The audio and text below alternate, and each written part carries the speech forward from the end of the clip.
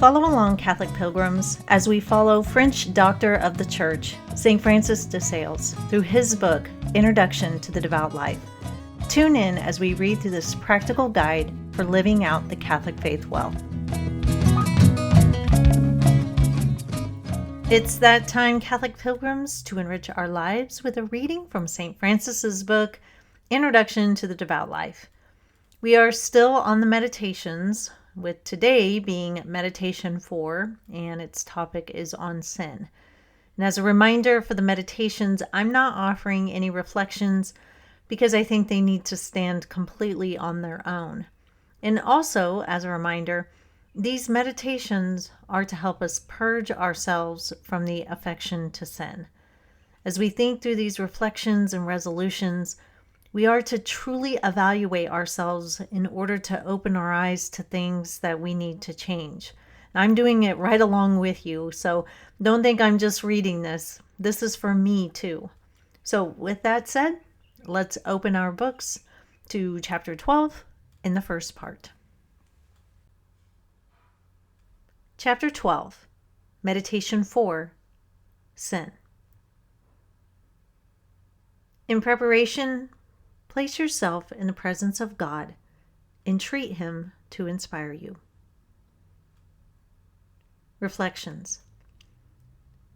Recollect how long you have sinned, and take note how long the sins of your heart have multiplied, how they have daily accumulated in thought, word, deed, and imagination against God, yourself, and your neighbor.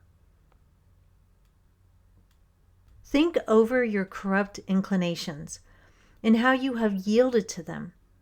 And these two reflections will prove that your faults are more in number than the hairs of your head or the sands of the sea. Consider separately the sin of ingratitude towards God, which is a sin that finds its way through all the others and aggravates them infinitely. Recount all the mercies He has bestowed upon you and how you have in return abused them. Above all, how many inspirations you have despised, how many good impulses you have neglected, how many sacraments have you received, and where are their fruits? Where are those precious jewels with which your heavenly spouse adorned you? With what preparation have you received them? Think over all this ingratitude, and how God has ceaselessly sought you to save you, whilst you have always fled from Him that you might lose yourself. Affections and resolutions. Abhor yourself in your wretchedness. O my God, how dare I come before thine eyes? Alas, I am but a mass of impurity, a very sink of ingratitude and iniquity. Is it possible that I have been so utterly faithless, that there is no one of my senses or intellectual powers that I have not sullied and defiled? That no day of my life has passed in which I have not so grievously offended? Was this a meet return for the mercies of my Creator and the blood of my Redeemer? Ask pardon. Throw yourself at our Savior's feet like the prodigal son, like Mary Magdalene, like the woman taken in adultery. O Lord, have mercy upon me, a sinner. O living fountain of compassion, look upon thine unworthy child in pity. Purpose amendment. By the help of thy grace, never more will I yield to my sin, O Lord. Alas, I have loved it too well.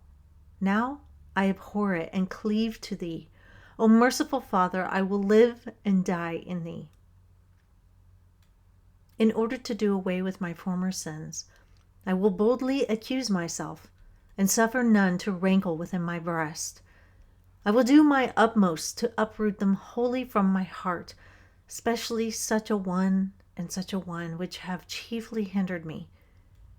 And for this end, I will faithfully obey the counsels I receive, acknowledging that I can never sufficiently repair my many faults. In conclusion, thank God for having brought you to this hour and for giving you these good desires. Offer him your heart that they may be fulfilled, and pray to him to strengthen you. Thank you for joining me again today, Catholic Pilgrims. Meditation 5 is up next. And until then, live the faith boldly and travel well.